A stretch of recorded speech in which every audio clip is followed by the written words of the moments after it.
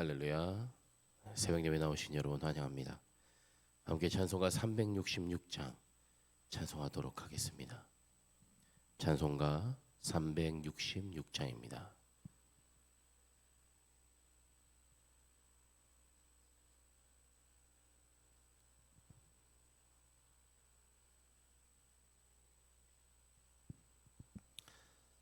찬송가 366장 다 찾으셨으면 함께 찬송하도록 하겠습니다.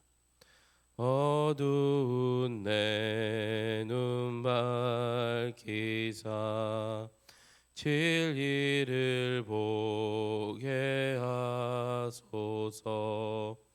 진리의 열쇠 내게 주사 참빛을 찾게 하소서. 깊으신 뜻을 알고자 엎드려 기다리오니 내 눈을 뜨게 하소서.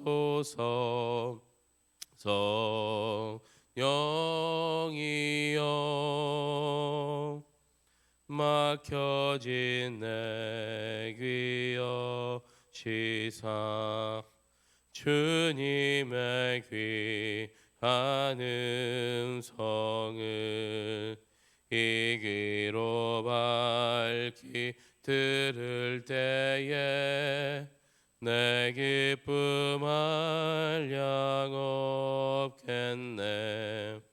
깊으신 뜻을 알고자 엎드려 기다리오니 내 귀를 열어 주소서. 성령이여 봉해진 내 임여 시사 복음을 널리 전하고 차가운 내 맘 녹여주사 사랑을 하게 하소서. 깊으신 뜻을 알고자 엎드려 기다리오니 내 입을 열어 주소서.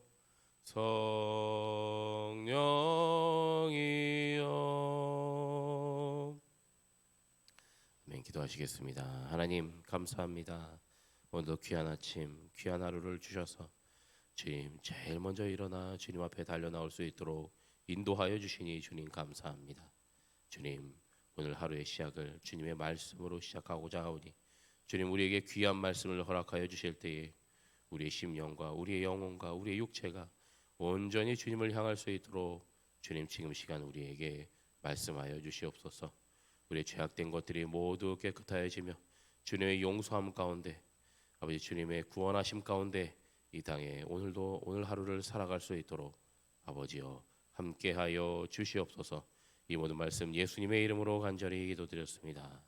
아멘.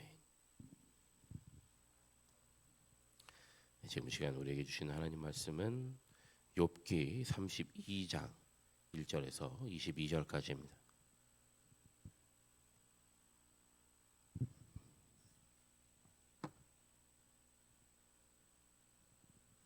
욥기 32장 1절에서 22절까지 말씀 한 절씩 교독하고 마지막 절 함께 읽도록 하겠습니다.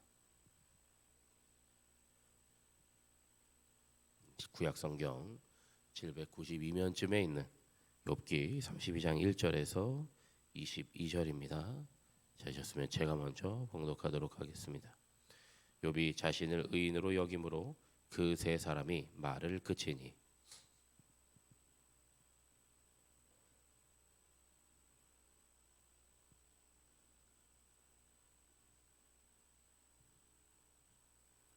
또 세 친구에게 화를 내면 그들이 능히 대답하지 못하면서도 욥을 정죄함이라.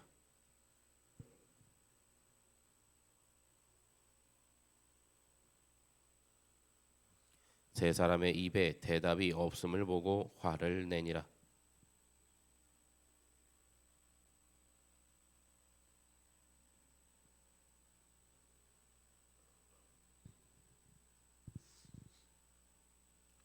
내가 말하기를 나이가 많은 자가 말할 것이요 연륜이 많은 자가 지혜를 가르칠 것이라 하였노라.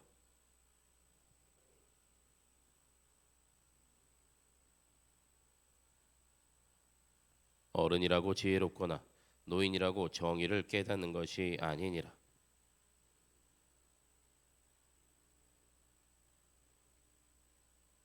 보라, 나는 당신들의 말을 기다렸노라. 당신들의 슬기와 당신들의 말에 귀 기울이고 있었노라.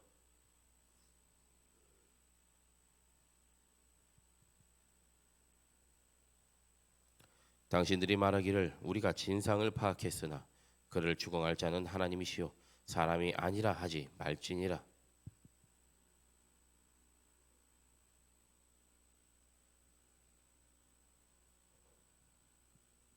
그들이 놀라서 다시 대답하지 못하니 할 말이 없음이었더라.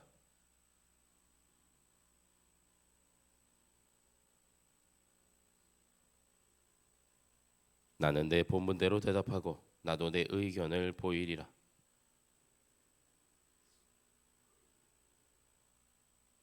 보라, 내 배는 봉한 포도주통 같고 터지게 된 새 가죽 부대 같구나.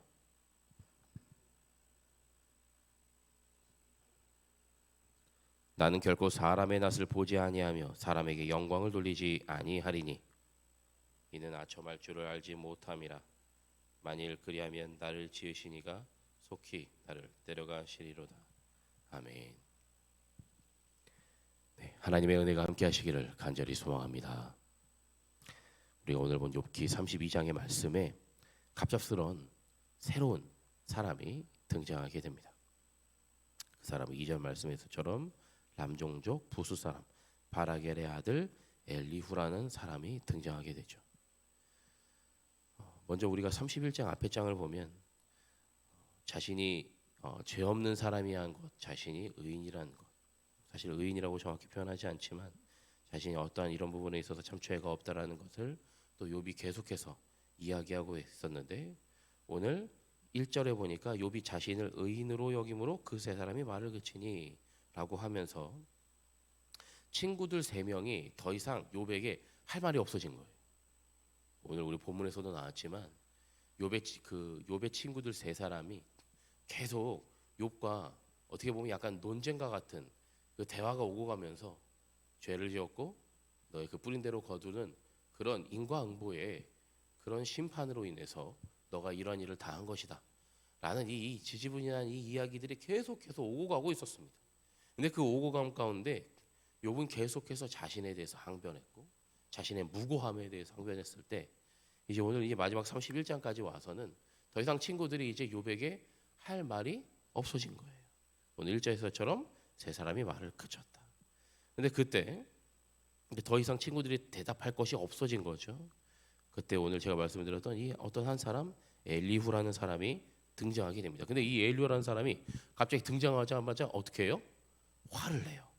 2절에 보니까 아들 엘리후가 화를 내니 아니 등장하자마자 화를 냅니다. 근데 왜 화를 내냐 봤더니 첫 번째로는 욥에게 화를 내요. 욥에게 화를 내는 건 2절 말씀에서처럼 욥이 하나님보다 자기가 의롭다 함이요라고 이야기하고 있습니다. 근데 욥이 자기가 의롭다고 하는데 사실 욥은 그렇게 말한 적이 한 번도 없어요. 물론 욥이 자신이 죄가 없는 의인이라는 것을 이야기하고는 있지만 오늘 지금 이 엘리후가 말하는 것처럼 하나님보다 의롭다라고 말한 적이 없어요. 오히려 이제 9장의 말씀에 보니까요. 오히려 하나님 앞에서 혹은 하나님에 대해서 어떻게 인간이 의로울 수 있겠느냐라고 친구들과 이야기한 장면이 있더라고요. 이게 무슨 말이냐면 나는 하나님보다 절대로 의롭지 않다. 다만 이 땅에 살아갈 때 내가 죄 없는 인간이라는 것만은 확실하다는 걸 계속 이야기했던 거죠. 그러니까 지금 엘리후가 이야기하고 있는 당신이 하나님보다 의롭다라는 게 난 너무 화가 난다라고 말하는 건 사실 조금 잘못된 아마 잘못 바라보거나 좀 뭔가 오해가 또 있는 것 같습니다. 그리고 또 3절에 보니까 세 친구에게도 화를 내요. 그러니까 지금 욥에게도 화를 내는데 세 친구에게도 화를 내요. 이 상황 전체 자체가 다 마음에 안 드는 거예요. 그럼 세 친구에게 화를 내고 있는 상황은 어떤 상황이냐? 분명히 자기가 봐도 이렇게 이런 상황을 당하고 있는 욥은 자기가 살아온 인생으로 자기도 봤을 때 분명히 이 친구들이 말한 이야기가 맞아. 어떤 거요? 뿌린 대로 거두는. 네. 잘못한 게 있으니까 심판을 받는. 이게 내가 살아온 내 인생의 지혜도 이 선배님들인 이 욥의 친구들과 다르지 않은데, 아니 욥이 하는 말을 저렇게 반박하지 못하고 저렇게 대답하지 못하는 저 행태 자체가 너무나 답답한 거죠. 그렇게 화를 내고 있습니다. 그런데 4절에 보니까 엘리후는 그들의 나이가 자기보다 여러 해 위임으로 욥에게 말하기를 참고 있다가 세 사람의 입에 대답이 없음을 보고 화를 내니라. 그러니까 지금 엘리후라는 사람은 이 욥이나 욥의 친구들보다는 나이가 어리다라는 것을 우리가 알 수 있죠. 그런데 사실 지금도 우리 한국 사회에서도 그렇지만 좀 많이 좀 인식이 변하고 있긴 하지만 나이가 어리다라는 건 어떻게 보면 그 사람에게 있어서 아직까지는 좀 약점으로 보일 수 있습니다. 왜 약점입니까? 옛날에 어른들이 한참 이런 얘기, 지금도 아마 하시는지 모르겠지만 저도 어렸을 때 이런 얘기 많이 들었던 것 같아요. 어른들이 이야기하는데 어디 끼어드냐, 뭐 이런 이야기들, 이런 비슷한 류의 이야기들이 많이 있었습니다. 그러니까 이제 젊은 사람들이 감히 어른들이 하는 말에 끼어드는 것을 상상하지 못했던 시절들이 저희들에게도 있었죠. 지금 욥기 말씀에 이 시대에도 동일했습니다. 감히 젊은 사람이 어른들이 하는 이야기에 끼어드는 게 아주 불손한 일이었죠. 왜요? 우리가 지금 앞에서도 계속해서 친구들이 한 이야기가 있습니다. 우리가 여태까지 쌓아온 지혜들, 이 지혜들은 어디서부터 왔습니까? 이 사람들이 말하기를 선조들에게서부터 왔다고 이야기합니다. 물론 그것 또한 하나님이 주신 거지만 친구들이 이야기했을 때 욥과 대화 중에 이런 이야기들이 있었어요. 죄송합니다. 우리들이 갖고 있는 이 지혜는 선조들로부터 왔다. 그 말은 계속해서 이 선조들, 자신들의 선조들을 통해서 지혜가 내려와서 그 지혜가 지금 우리에게까지 전달되었다라는 거예요. 그 지혜는, 그들이 알고 있는 지혜는 결국 뿌린 대로 거두는 인과응보의 그 지혜를 말하는 거였어요. 그러니 그렇게 지혜가 내려오니 당연히 젊은 사람이 나이 든 사람보다 지혜가 당연히 많이 있을 거라고 생각하지 않았던 시기죠. 그러니 6절에서도 엘리후가 이렇게 말합니다. 나는 연소하고 당신들은 연로함으로 뒷전에서 나의 의견을 감히 내놓지 못하였노라. 네, 너무나 당연한 이야기를 하고 있습니다. 이 시대에 어른들이 하는 이야기에 젊은 사람들이 끼어드는 건 당연히 말이 안 되는 거였죠. 그러니 7절에 본인도 알고 있습니다. 내가 말하기를 나이가 많은 자가 말할 것이요 연륜이 많은 자가 지혜를 가르칠 것이라 하였노라. 당연히 지혜가 있는 사람들이 젊은 사람들에게 지혜를 가르쳐주는 게 정상이었습니다. 그런데 지금 엘리후가 우리 앞에서 본 것처럼 화를 내는 이유, 어떤 이유입니까? 욥이 하는 말에 친구들이 대답하지 못하는 이유. 욥이 당한 상황을 젊은 사람인 내가 봐도 분명히 욥에게 문제가 있고 죄가 있고 잘못이 있었기에 이런 인생의 결론을 맞이한 것인데 어찌하여 친구들은 그 욥의 말에 제대로 반박하지 못하는 것에 대한 그 분노가 차오르다가 결론에 와서야 이제 엘리후가 화를 내며 등장하기 시작한 겁니다.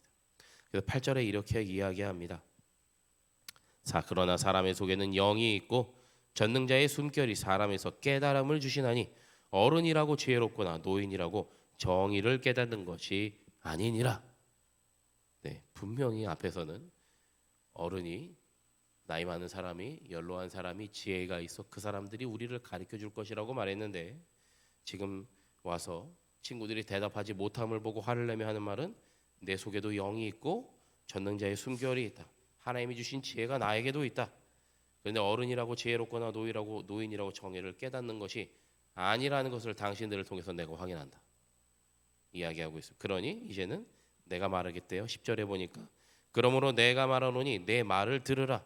나도 내 의견을 말하리라. 라고 이야기하고 있습니다.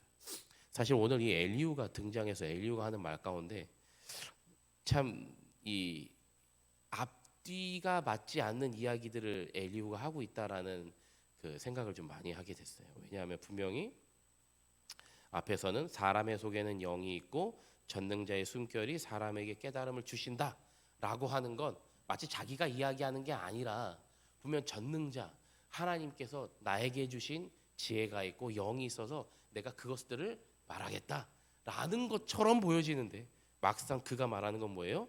내 의견을 말하겠다라는 거예요. 하나님이 주신 지혜로 내가 당신들에게 말하겠다가 아니라 내 의견을 말하겠다라는 건 분명히 여태까지 자기가 살아온 지혜대로 봤을 때 저 사람들이 친구들이 이겼어야 되는데 친구들이 이기지 못함을 보고 욥을 말로써 제압하지 못함을 보고 화가 나서 이제도 나도 내 말을 해야지. 결국 뭐예요? 겉으로 처음에 그의 입을 띄는 건 하나님이 나에게 주신 지혜를 말할 것처럼 이야기하지만 정작 실상은 내 의견을 말하고 싶었던 거예요. 결국 이것은 하나님이 주신 겁니까? 하나님이 주신 어떤 말들을 이야기하겠다는 겁니까? 아닌 것처럼 보여요. 겉으로 포장만 하고 있는 거예요. 겉으로는 사람들에게 나는 내가 분명히 나에게도 영이 있기에 하나님이 주신 말을 내가 하겠습니다라고 하지만 막상 그가 그의 입술을 통해 하는 말은 자기 생각과 자기 마음에 있는 이야기를 하고 있다라는 거죠. 그렇게 내 의견을 말하겠으니 당신들은 들어라 라고 이야기하고 있습니다. 그러면서 11절에 보니까 보라 나는 당신들의 말을 기다려노라. 당신들의 슬기와 당신들의 말에 귀 기울이고 있었노라. 귀 기울이고 있었던 건 분명히 친구들이 그들이 여태까지 배워왔던 그 지혜로 욥을 말로써 굴복시켜서 그가 정말 죄에 있음을 낱낱이 밝히기 위함이었습니다. 그런데 들어보니 내가 자세히 들은즉 당신들 가운데 욥을 꺾어 그의 말에 대답할 자가 없도다 라고 이야기하고 있어요. 지금 친구들이 욥에게 더 이상 할 말이 없는 것처럼 그들을 욥을 꺾을 수가 없는 거죠. 그런데 제가 왜 앞에서 분명히 나는 전능자의 숨결이 있고 내 사람의 속에도 영이 있다라고 말하면서 내 의견을 말한다고 말했던 이유가 또 13절 14절에 나옵니다. 당신들이 말하기를 우리가 진상을 파악해서나 그를 추궁할 자는 하나님이시오 사람이 아니라 하지 말지니라. 그가 내게 자기 이론을 제기하지 아니하였으니 나도 당신들의 이론으로 그에게 대답하지 아니하리라. 이 말은 무슨 말이냐면 지금 친구들이 계속해서 여태까지 그들이 인생이 살아온 지혜대로 욥에게 반박을 해도 욥을 말로써 꺾을 수가 없었죠. 그러니 지금까지 그들이 살아온 인생의 지혜대로라면 욥을 이길 수 있어야 되는데 욥을 이기지 못한 거예요. 그런데 그것을 그 엘리후가 계속 뒤에서 바라보니 이 방법으로는 욥을 꺾을 수가 없겠구나. 그러니까 뭐라고 말해요? 나도 당신들의 이론으로 그에게 대답하지 않겠다.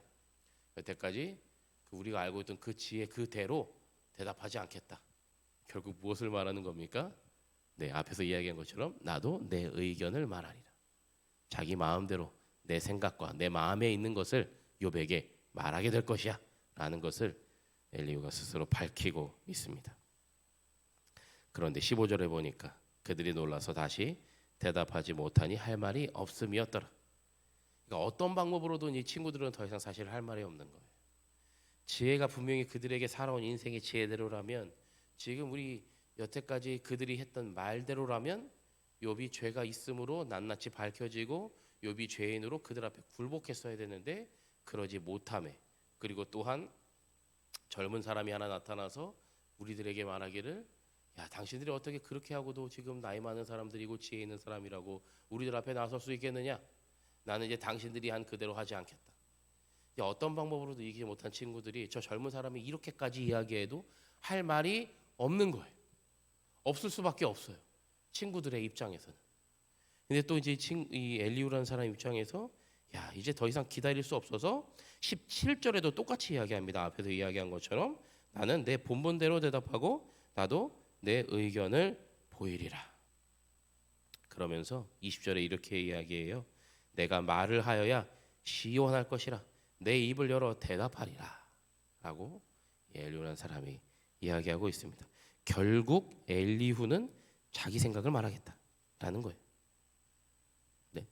마치 내가 내 속에 영이 있어 전능자의 숨결이 있어 그래서 나는 하나님이 나에게 주신 내 지혜를 말할 거야 라고 이야기하면서도 막상 그가 밝히고 있는 건 나도 내 의견을 말하리라.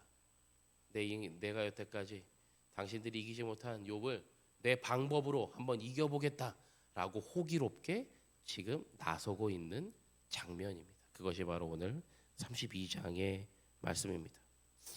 그러면서 마치 또 한번 자기 자신을 다시 한번 또 포장하는 장면이 나와요. 물론 우리가 이제 나중에도 엘리후가 계속해서 나옵니다. 이제 37장까지인가요? 계속해서 엘리후가 등장하게 되는데요. 오늘 이 첫 장면만 보면 엘리후는 좀 젊고 되게 당차고 뭔가를 좀 자기 자신을 좀 주장할 줄 아는 그런 사람으로 나옵니다. 그런데 지금 또 이 32장 말씀의 내용을 보면 마치 하나님의 영이 나에게도 당연히 있고 그래서 내가 하나님이 주신 그 지혜들을 내가 욥에게 말해서 욥을 죄 앞에 심판받는 것으로 내가 만들어 버리겠다라는 그런 마음가짐으로 지금 나선 거예요. 그런데 막상 그 마음가짐으로 나섰지만 지금 이 엘리후가 말하는 그 말의 중간중간 요소들을 보면 겉으로는 내가 하나님이 주신 그 전능자의 숨결과 하나님의 영으로서 내가 욥 당신을 분명히 굴복시키고 말리라 라고 이야기하지만 막상 엘리후가 순간순간마다 말하는 요소들은 나도 내 의견을 말하겠다. 당신들이 한 그 대답으로 나는 똑같은 대답을 하지 않겠다. 내 속에 있는 것들이 너무나 답답해서 내 속에 있는 것을 속 시원히 다 말하고 말겠다. 이 말은 내 의견을 말하겠다는 곧 겉으로는 나는 하나님의 영이 충만한 사람입니다. 그러니 내가 당신들에게 하나님의 말씀을 전하겠습니다. 라고 하나님의 나에게 주신 지혜를 말하겠습니다. 라고 이야기하지만 실제적으로 그의 입술에서 나오는 건 자기 생각과 자기 마음에 있는 지극히 개인적이고도 인간적인 이야기를 하겠다라는 것을 오늘 엘리후는 이야기하고 있습니다. 21절에도 나는 결코 사람의 낯을 보지 아니하며 사람에게 영광을 돌리지 아니하리니 무슨 말이에요? 하나님께 영광 돌리는 삶을 살겠다라는 거죠. 이는 아첨할 줄을 알지 못함이라 만일 그리하면 나를 지으시니가 속히 나를 데려가시리로다. 네, 내가 그렇게 하나님을 바라보고 누군가에게 아첨하지 않고 누군가에게 잘 보이려 하지 않고 오직 하나님께만 신실하게 나가겠다. 뭐 이렇게 보여지는 거예요. 그러나 실상 그가 하겠다는 말은 내 의견을 말하겠다라는 것이었죠. 오늘 이 32장 전체 이 오늘 22절까지 본문을 보면서 첫 번째로 여러분들과 함께 이야기하고 싶었던 건 뭐냐하면 이 8절에서 사람의 속에는 영이 있고 전능자의 숨결이 사람에게 깨달음을 주신다. 그런데 이 처음에 엘리후가 말했던 거 분명히 고령자를 그러니까 나이가 있는 사람들이 지혜가 더 있다라는 것을 그건 처음에는 인정하려고 했으나 그게 이제 더 이상 인정되지 않는 상황입니다. 그러니 오늘 엘리후가 말하고 있는 것 중에 어른이라고 지혜롭거나 노인이라고 정의를 깨닫는 것이 아니니라라고 바로 9절 다음 절 말씀에 엘리후가 이야기하고 있죠. 그래 고령이라고 전부 다 그들의 말이 100% 옳은 것은 아니다. 그렇다고 해서 제가 지금 여기 계신 어르신들을 다 무시하는 게 아닙니다. 어떤 이야기를 여러분께 하고 싶냐 하면 바로 이 8절의 말씀처럼 이 깨달음을 주시는 게 너무나 중요하다는 거예요. 나이가 많을수록 당연히 더 깨달음을 아마 저도 많이 받으셨을 거라고 저도 생각은 합니다. 그런데 꼭 나이가 많다고 해서 무조건 깨달음이 더 많다? 그렇게 볼 수는 또 없다라는 거예요. 그러니 엘리후가 오늘 등장한 건 아니겠습니까? 나이가 어림에도 불구하고 불쑥 끼어들어. 네? 당신들이 연로하고 지혜가 있다라고 생각했는데 이제 보니 아닌 것 같다라고 하며 등장하게 되죠. 물론 우리 인생에 있어서도 사실 우리나라도 뭐 유교 사상, 내 어렸을 때 뭐 상강 오륜부터 시작해서 여러 가지 것들을 참 많이 배워오면서 이 어른들을 좀 장유유서, 네, 여러분 너무나 잘 아시는 장유유서 어른들을 더 높여드려야 되는 그 배경이 깔린 우리 한국 사회도 뭐 당연히 이런 비슷한 사회라고 생각합니다. 그런데 이제 우리가 하나님이 우리에게 주시는 깨달음은 무조건 꼭 나이가 많다고 해서 깨달음이 무조건 많은 사람이기 때문에 그 사람 말대로 따라가야 되고 그 사람들이 무조건 옳다라고 볼 수는 없는 거예요. 그것은 하나님이 이 태초를 지으신 이 시대 태초부터 지금까지 동일합니다. 뭐가 동일합니까? 가장 지혜 있는 건 하나님이 오늘 말씀처럼 깨달음을 주시는 이해가 가장 지혜가 있는 게 맞아요. 무조건 어리다고 무시하고 별것 아니라고 생각할 수 없고 또 무조건 나이가 많다고 꼭 지혜가 많은 사람이 꼭 그 사람의 말을 꼭 따라가야 될 이유는 전혀 없습니다. 그럼 우리는 무엇을 따라가면 됩니까? 하나님이 깨달음을 주시는 그 길을 따라가면 되는 겁니다. 물론 우리 인생, 우리 사회나 인생에 있어서 물론 더 많은 경험을 통해 어르신들이 깨달음이 더 많을 수도 있지요. 네. 그러나 그 순간순간마다가 참 중요합니다. 예전에 이래왔다고, 예전에 여태까지 해왔던 삶이, 여태까지 해왔던 모든 것들이 이래왔다고 해서 지금도 동일하게 그렇게 될 거라는 법은 전혀 없어요.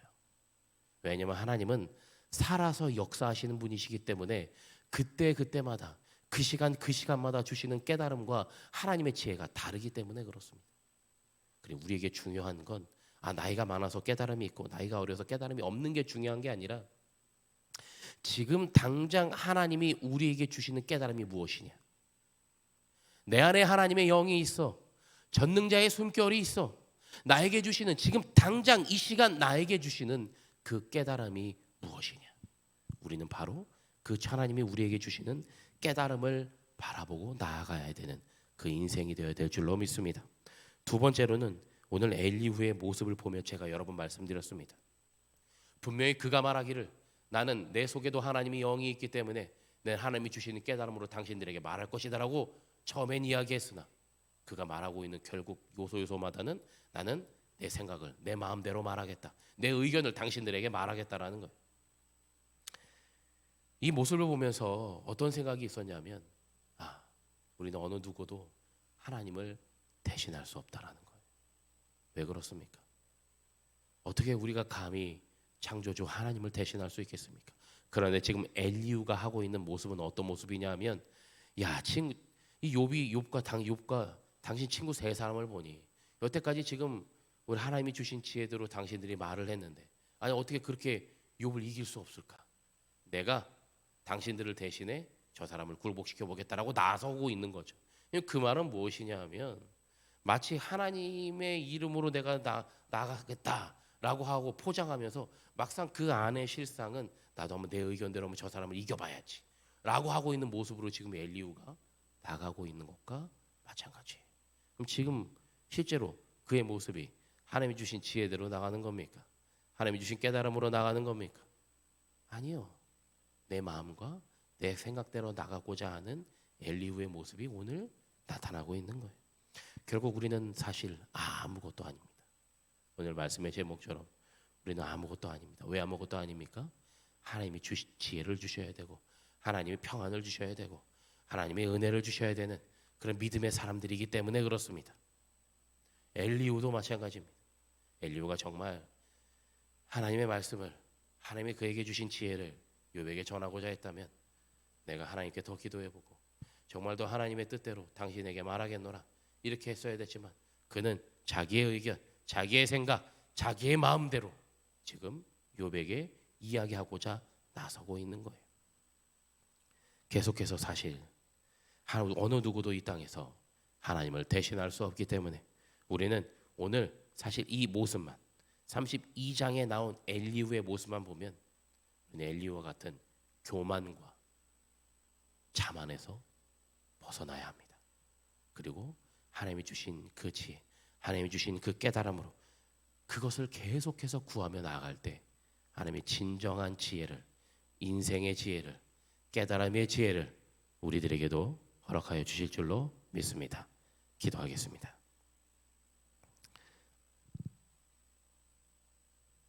하나님, 우리들도 때로는 엘리후의 모습처럼